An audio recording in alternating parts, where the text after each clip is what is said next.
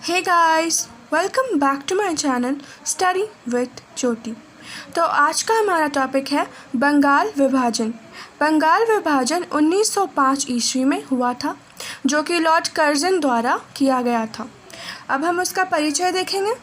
तो भारतीय राष्ट्रीय स्वतंत्रता संग्राम के इतिहास में बंगाल विभाजन का एक विशिष्ट स्थान है। बंग भंग का इतिहास अति प्राचीन है। बंगाल विभाजन को बंग भंग के नाम से भी जाना जाता है और ये इतिहास में अति प्राचीन भी माना गया है। 1874 ईस्वी में पहल इस वट वृक्ष की कुछ शाखाएं अलग कर दी गई थी। तो 1874 ईस्वी से ही बंगाल विभाजन की शुरुआत हो चुकी थी और इनके कुछ महत्वपूर्ण शाखाएं, कुछ ज़िले जो महत्वपूर्ण ज़िले थे, जो बंगला भाषी ज़िले थे, उन्हें अलग कर दिया गया था बंगाल से। तो वो कौन से थे? गोलपारा, कछार एवं सिलहट। ये 3 जिलों को अलग कर दिया गया था और एक में मिलाकर एक मुख्यायुक्त के अधीन असम प्रांत का निर्माण किया गया था। इसके बावजूद भी ब्रिटिश भारत में बंगाल सबसे अधिक घनी आबादी वाला प्रांत बना रहा। अब इन तीनों जिलों को अलग करने के बाद भी बंगाल जो था वो सबसे अधिक घनी क्षेत्र आबादी वाला प्रांत बना रहा। इसके 1,90,000 वर्ग मील के क्षेत्र में 7 करोड़ 80 लाख लगभग 8 करोड़ लोग रहते थे। बंगाल प्रांत के अंतर्गत खास बंगाल, बिहार, उड़ीसा एवं छोटा नागपुर थे। अब इस बंगाल के प्रांत के अंतर्गत कौन कौन से महत्वपूर्ण जुड़े हुए थे जिले? वो थे खास बंगाल, बिहार, उड़ीसा, छोटा नागपुर। ये सब उस टाइम बंगाल में ही थे और इस विशाल प्रांत से सरकार को प्रति वर्ष 11 करोड़ रुपए से भी अधिक का राजस्व प्राप्त होता था।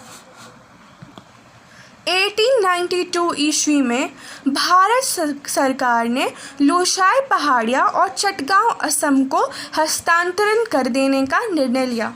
फिर 1892 ईस्वी में क्या होता है कि भारत सरकार जो रहती है वो लुशाई पहाड़ियाँ और चटगांव को असम में मिलाने का निर्णय करती है, किंतु इस निर्णय को लेने से पहले पूर्व आसाम के तत्कालीन मुख्यायुक्त सर विलियम वॉर्ड ने 1896 में ये सुझाव दिया कि न केवल चटगांव अपितु ढाका और मेमनसिंह जिले को भी असम में शामिल कर देना चाहिए। तो इन्होंने क्या सलाह दी कि सिर्फ चटगांव को ही नहीं अपितु ढाका और मेमनसिंह को भी असम के ज़िले में शामिल कर देना चाहिए। और जब इस प्रस्ताव का लोगों को पता चलता है तो लोग काफ़ी विरोध करते हैं और लोगों के विरोध होने पर सरकार ने इस मामले को हेनरी कॉटन के हवाले कर दिया। चटगांव का हस्तांतरण कॉटन ने असंगत बताया।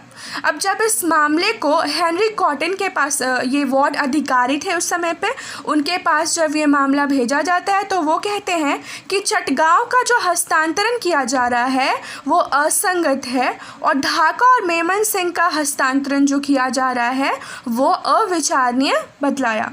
फिर भी कॉटन ने जो लुशाई पहाड़ियों को मिलाने का प्रस्ताव रखा गया था असम को दिया जाने का, उसका उन्होंने समर्थन किया। 1901 ईस्वी को पुनः बंग भंग का प्रस्ताव रखा गया और इसके बाद एंड्रू फ्रेजर ने अपने एक सरकारी पत्र में यह सुझाव दिया कि बंगाल से उड़ीसा को अलग करके इसे मध्य प्रांत को दे दिया जाए। और जब 1901 ईस्वी में पुनः जब ये प्रस्ताव रखा जाता है कि बंग भंग होना चाहिए, तो इसके बाद एंड्रू फ्रेजर जो रहते हैं अपने एक सरकारी पत्र में ये सुझाव देते हैं कि बंगाल से उड़ीसा को अलग कर इसे मध्य प्रांत को दे दिया जाए। 1903 ईस्वी के मध्य में लॉर्ड कर्जन ने इस परियोजना पर अपनी सहमति प्रकट कर दी। अब 1903 में जब लॉर्ड कर्जन भारत का वाइसराय बनकर आता है तो वो क्या करता है, वो प्रतिक्रियावादी नीतियाँ अपनाता है और वो बंग भंग की जो योजना रहती है उसको सहमति दे देता है। और लॉर्ड कर्जन एक घोर साम्राज्यवादी तथा प्रतिक्रियावादी वाइसराय था। वह अंग्रेज़ों को भारतीयों की तुलना में अधिक श्रेष्ठ, योग्य और सभ्य मानता था। उसके दिल में भारतीयों के प्रति बहुत ही ज़्यादा घृणा भरी थी और भारत को राष्ट्र मानने के लिए लॉर्ड कर्जन तैयार कभी नहीं था। और इसी रवैये ने भारत में असंतोष और उग्रवाद को बढ़ावा दिया।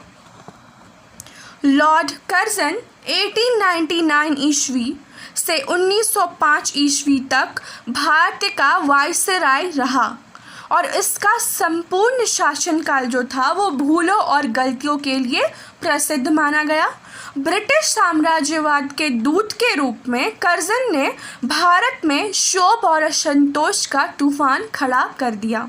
वो अपनी प्रतिक्रियावादी जो नीतियाँ अपना रहा था उससे भारत में क्षोभ और असंतोष की तूफान बढ़ती ही जा रही थी और नव अंकुरित राष्ट्रीय आंदोलन को कुचलने का काफ़ी प्रयत्न किया। अब जिस तरह विरोध हो रहा था बंगाल विभाजन का, उसको कुचलने का लॉर्ड कर्जन ने बहुत ही ज़्यादा प्रयास किया और बंगाल विभाजन की योजना बनाना उसके हर कार्य से ज़्यादा खतरनाक कार्य सिद्ध हुआ। अब हम जानेंगे लॉर्ड कर्जन की कूटनीति। तो लॉर्ड कर्जन ने बंगाल के विभाजन को प्रशासनिक दृष्टिकोण से आवश्यक बताया था।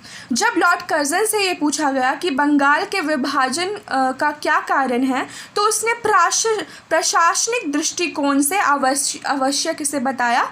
क्योंकि बंगाल की संख्या ज़्यादा थी तो वो प्रशासनिक दृष्टिकोण से उन लोगों के लिए ये बहुत ही मुश्किल था कि वो शासन कर सके, इतने बड़े क्षेत्र को में कोई शासन कर सके। इसलिए उन्होंने प्रशासनिक दृष्टिकोण से आवश्यक इसे बतला दिया, इसका ये कारण बताया। लेकिन वास्तविकता यह थी कि बंगाल विभाजन उसकी प्रतिक्रियावादी नीति का ही परिणाम थी। वो अपनी प्रतिक्रियावादी जो नीति थी उसे ही अपनाना था, उसे अपनाते हुए ही उसने बंगाल के विभाजन को अंजाम दिया।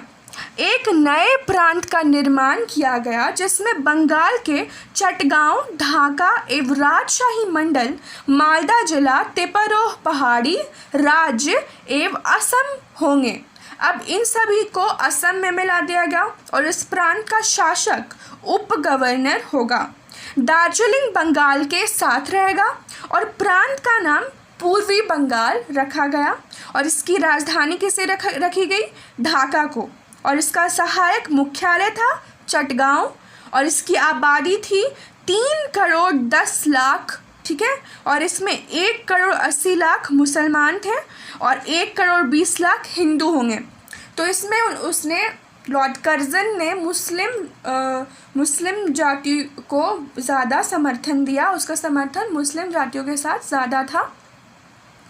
अब हम देखेंगे इसकी एक विधान परिषद और 2 सदस्यों का एक राजस्व परिषद होगा। तो ये विधान परिषद भी बनाया गया जिसमें 2 सदस्यों का एक राजस्व परिषद भी था और इसका उच्च न्यायालय भी कलकत्ता में रखा गया।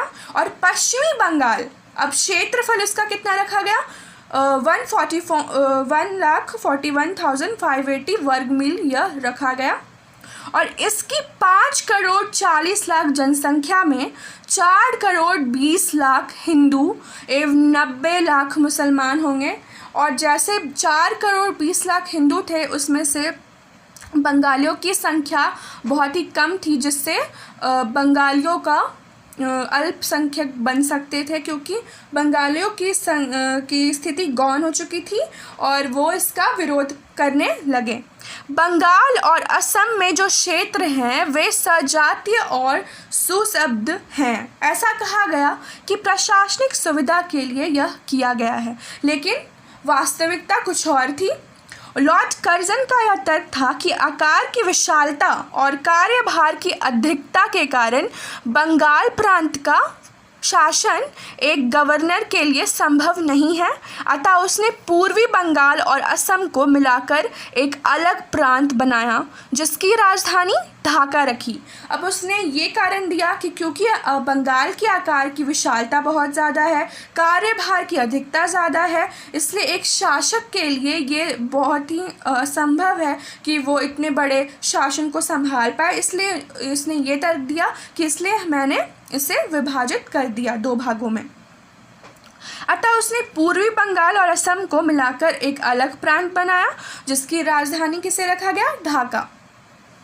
अब हम देख रहे हैं वस्तुतः बंगाल विभाजन का यह तर्क कर्जन का एक बहाना था और उसका वास्तविक उद्देश्य तो बंगाल की राष्ट्रीय एकता को नष्ट कर हिंदुओं और मुसलमानों के बीच फूट डालना था। उसकी ये वास्तविकता थी कि उसका यही उद्देश्य था कि वो बंगाल की जो राष्ट्रीय एकता थी, जो इतनी आबादी थी, उसे विभाजित करके हिंदू और मुसलमानों के बीच फूट डालना था और वो डिवाइड एंड रूल की नीति को अपना रहा था ताकि वो जितनी भी आबादी वाले देश है उसमें राष्ट्रीयता की लहर ना आए और वो ब्रिटिशर्स लोगों के लिए खतरा ना बन जाए, इसलिए उसका विभाजन करना उन्होंने आवश्यक समझा।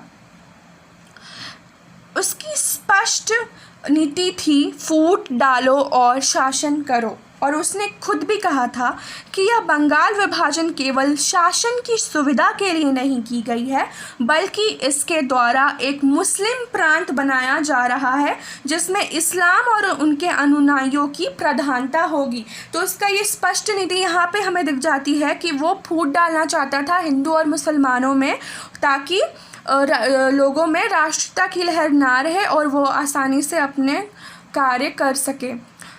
तो अभी के लिए इतना ही। नेक्स्ट वीडियो में हम आगे देखेंगे इसके आगे परिणाम और भी कूटनीति। तो अगर आपको मेरा वीडियो अच्छा लगा तो प्लीज़ मेरे वीडियो को लाइक एंड शेयर करना बिल्कुल मत भूलिए और मेरे चैनल को सब्सक्राइब ज़रूर करिए। Thank you.